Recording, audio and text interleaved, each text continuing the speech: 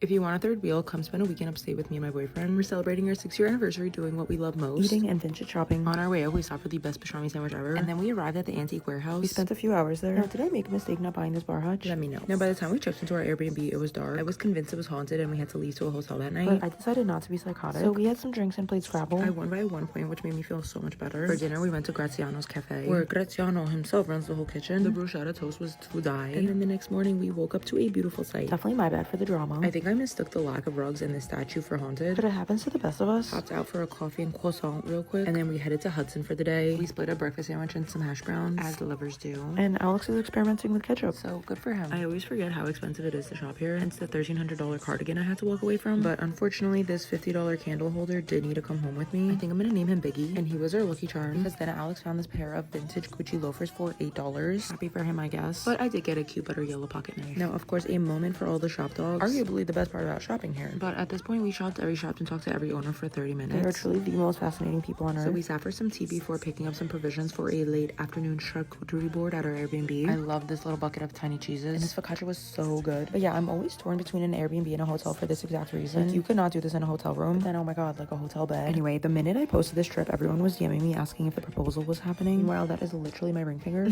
For dinner, we finally tried Sissing House, and Alex said I shouldn't share this online, but after the haunted house situation, I feel like I'm safe here. I realized 2 bites in, I don't think I can eat duck anymore. This is the second time it's happened to me, and it's really devastating because it was so good. But you know what? I had more room for dessert, and that is all that matters to me. Okay, and then the host told us we have to check out the private space upstairs. And then for a minute, I was like, wait, is he proposing? No. But we got some bagels on our way home, and that was our weekend. I have the full list of all my favorites on my Substack.